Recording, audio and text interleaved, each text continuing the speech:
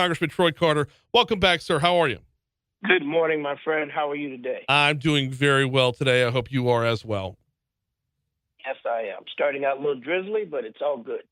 So I take it you're in D.C.? I am indeed. Okay, a little drizzly in D.C. We got nice clear skies down here. In fact, cool weather after today. Part of the front that's going to continue to push Haldane towards Florida. So we'll take that every single day for sure. Absolutely. We'll send our prayers to the people in Florida. We hope these things will go away and not affect anybody, but unfortunately, we know how it goes. Yep, always has been a part of living down here, always will be. Okay, you've been hard at work and actually teaming up with Congressman Graves a little bit here. Let's talk about some of the work y'all are doing together. What's on tap?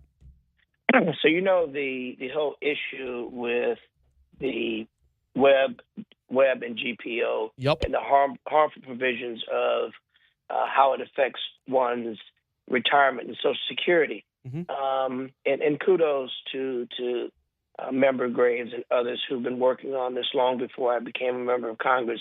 This is not new. This goes back to 1983, and it is an antiquated provision that unfairly punishes public workers, ones who are most significant employees, police, fire, federal employees, and our beloved school teachers, who in many cases are overworked and underpaid, who find themselves in the twilight of their careers, finding out because of this antiquated provision that their access to Social Security benefits have been drastically slashed. And one of the most frustrating parts of this is many of them are not aware of this until they are at that twilight time, ready to retire. So what this would do is this would repeal that antiquated rule and allow people to collect their full benefits at a time when they need it most. Again, this is something that has been worked on for many years and has broad support across bipartisan lines. Has broad support from all of our teachers' unions, firefighters, police officers, federal employees, people who arguably have invested more in our society than many others, and deserve to have their benefits fully paid. Talking with Congressman Troy Carter. And yeah, when you talk about the people who are involved with this, I think it's one of the more influential arguments of the whole thing is that when you talk about, police officers, firefighters, teachers, you're talking about people who have followed a calling rather than, chasing dollars in their career. You're talking about people who already are, it's argued on a day-to-day basis of how to get them more money up front. And this is saying, hey, this is an easy fix to get them more money on the back end. And I believe the requisite 218 signatures has been surpassed. Yes, it has. And we have effectively forced a vote. I'm being told by leadership that it will be among the first bills that we will address when we come back in November. And I'm optimistic that this will see its way off the House floor to and off the Senate floor and hopefully to the president's desk for a signature, which will grant significant relief to a whole host of incredible teachers, firefighters, police officers, federal employees, and people who give so much to our society. Listen, both my parents were school teachers. My mother spent 40 years in the classroom, 40 years in the classroom with a master's plus, and at that point probably barely bust $40,000 a year. That's ridiculous. And for all those unsung heroes and sheroes that are out there that have answered the call to protect and serve, to run into a fire when others are running out, to provide for our most important asset, our young people in the classroom, our teachers. We say thank you, and this is the least we can do to level the playing field and make sure that they're made whole. Got a couple minutes left with Congressman Troy Carter. This is DC Current, presented by LABI. LABI is, of course, the Louisiana Association of Business and Industry, the state's Chamber of Commerce. Learn more about them at labi.org. Want to pivot over from the Social Security Fairness Act to looking at FEMA and the FEMA Workforce Planning Act. Duplication of benefits provision this has hurt people in this district here, Congressman Carter. I know in your second, over in Congressman Graves' sixth, during the 2016 flood. We saw actually, there's a lot of people that are still like left in the lurch from 2016 as a result of this. Let's talk about duplication of benefits and where we're at in getting this righted. It's one of the most ridiculous things that FEMA has ever done, and we could probably find a whole bunch that we recognize needs to be fixed.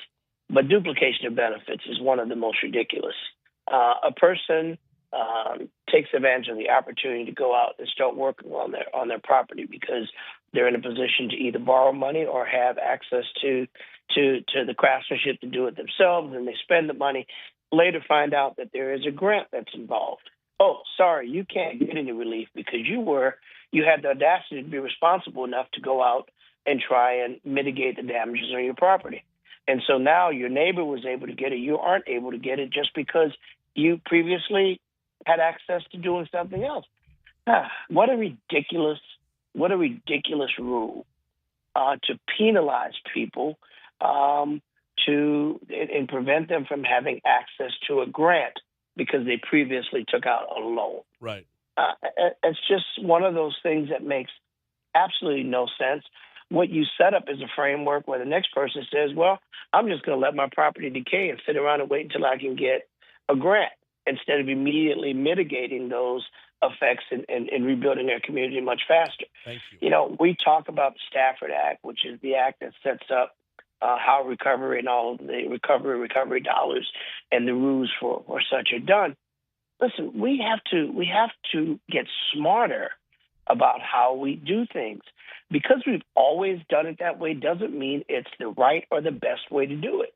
And, you know, we had a field hearing in Baton Rouge where we came in and I served as ranking member of Ways and Means to come and have a discussion with teachers, with individuals, with people who had been impacted by this duplication of benefits. And we got an earful from all of these individuals who were put in this crazy position. We heard loud and clear in a bipartisan fashion, recognizing that we've got to do better. And so here's another opportunity to fix something that is absolutely broken. The people didn't break it. We have a responsibility to fix it. And we're on the cusp of doing just that. And again, kudos to those who've been working on this long before I became a member of Congress. I am honored to have been able to join the fight with all those tireless members on both sides of the aisle who have recognized the problem, have taken the energy to listen to the people and provide tangible resolutions. Yeah, aside from being fiscally responsible, the way duplication of benefits is harming us now creates bad habits, and it hinders people from wanting to get to work, which ultimately hinders the whole neighborhood. You know, if you have a couple of people in the neighborhood say, I'm gonna sit back and wait and see what FEMA does, well, then there's their blighted properties that are just sitting around forever. And who knows if when they roll the dice, they're going to get FEMA dollars on the back end. That's exactly right. And not to mention the health and welfare, right? Listen, and as you mentioned so perfectly, the pride of working together and not waiting. There's some who desperately need help. Some are able to use other measures to get things moving. But when someone demonstrates the ability to either utilize their life savings, money that they borrow from their family, or what have you, if an opportunity comes up that you can access federal dollars to make your community whole and put your nest egg back in place, shouldn't we encourage that? This is what we're talking about. What one of the most important, significant investments people make, and that is the purchase of their home. Right. We know these storms come faster; they stay longer. We know that people unfortunately get burdened with one SBA loan after another, trying to rebuild their families, rebuild their businesses, rebuild their homes, only to find out hurricane season starts again. There's another system in the Gulf. Oh my God, what am I going to do? Now I got to borrow again. At some point, you're upside down for life. We've got to do better. We know these storms come. We know the havoc they leave. And God forbid if we keep doing the same thing over and over again, expecting a different result. The quintessential definition of insanity. He is Congressman Troy Carter, joins us at this time every week for DC Current. We always appreciate the time. We'll talk with you next week, sir. God bless you, my friend. Have a fantastic week.